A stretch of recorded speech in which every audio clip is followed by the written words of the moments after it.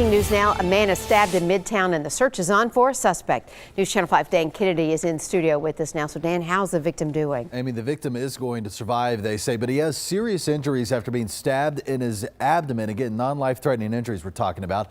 Happened about 2:15 this morning on Patterson Street. The victim was stabbed in what might be a robbery attempt. That much not yet known, but they're looking into it. The suspect took off and the victim was taken to the hospital where doctors continue to treat him right now. He was able to give police a bit of a description, saying the man who stabbed him is middle-aged, bald, white male, armed with a knife. That's all we have to go on, and all investigators have at this point. We're told that no one on scene was cooperating with police, so if you have info that can help, 615-74-CRIME. In the studio, Dan Kennedy, News Channel 5. All right, Dan, thank you. More breaking news now. The search is on for a man who led officers on a high-speed chase in Millersville. News Channel 5 Sophie Nielsen-Colding joins us live from the police department there this morning. And Sophie, do police even know why this guy ran to begin with? Well, they say that he was driving a stolen car. They tried to pull him over, but he instead took off and then led them on a high-speed chase. We want to show you his picture. Joshua Anderson is his name. Police want you to look at his face and see if you know where he is right now. They were earlier trying to identify a woman who they thought might know, and we've just learned that they have gotten a name for her, and they're working to track her down right now, following up on those leads to see if she knows where Anderson is. Again, he was driving that stolen car, led them on that chase, topping out over 100 miles an hour on I-65 before he ditched the car and ran. So if you know where Joshua Anderson is, call Millersville Police right away. For now, live at the Millersville Police Department, Sophie Nielsen-Colding, News Channel 5.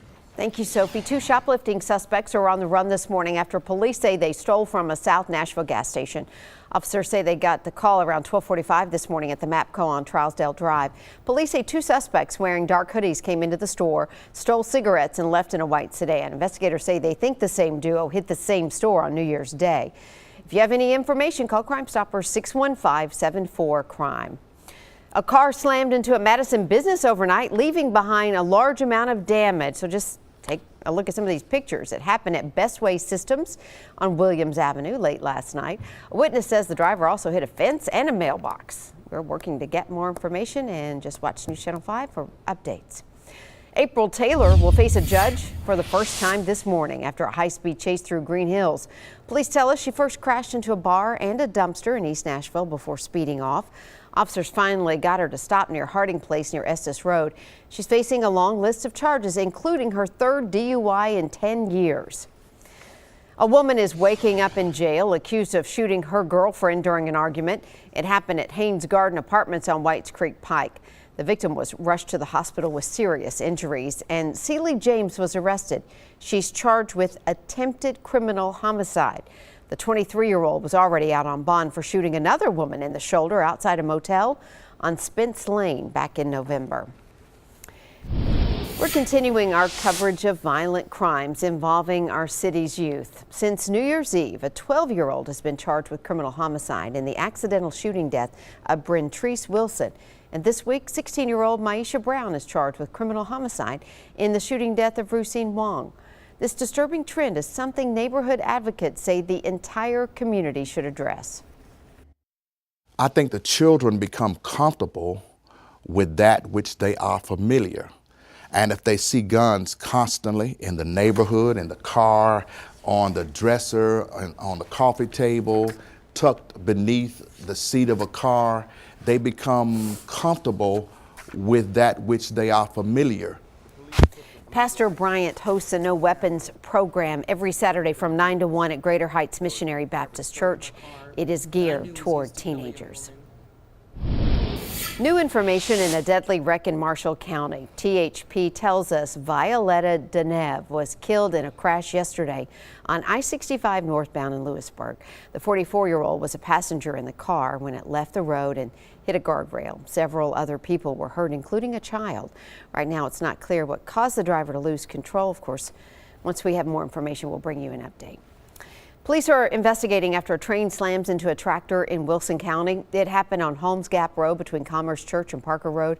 The tractor operator, Anthony Vaught, was rushed by life flight to Vanderbilt University Medical Center, where he is in serious condition. And we now know the name of the man hit and killed while crossing the road in Nashville. Investigators say Josh Strong was walking across Dickerson Pike near Trinity Lane when he was hit by a pickup truck Wednesday. The driver of the truck is not facing any charges.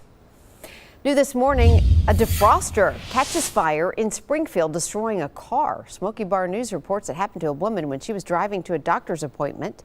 Thankfully, she got out of the car before the flames spread inside.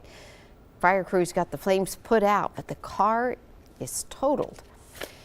And the snowstorm pounding the East Coast is affecting flights out of Nashville International Airport again today. At least 8 flights have been canceled already after 16 were called off yesterday.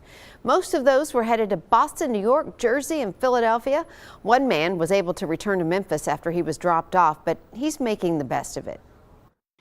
A lot of people hate flying. I actually love flying. I love traveling in general, and sometimes this happens. You just gotta. I wasn't planning on spending any time in Nashville. I haven't been to Nashville in like 7 or 8 years, so it's my opportunity to maybe I'll go and spend some time in the city tomorrow or something. I'm sorry, he was actually unable to return to Memphis, so he's hanging out in Nashville. If you're planning on flying to the Northeast today, make sure to check on your flight ahead of time. And of course, cancellations and delays at the airport and also again at mid-state schools. Metro schools are on a 2-hour delay again today, with bus pickups 2 hours later than usual. So if the bus is more than 10 minutes late at your stop, call the Metro Schools family line at 615-259-4636.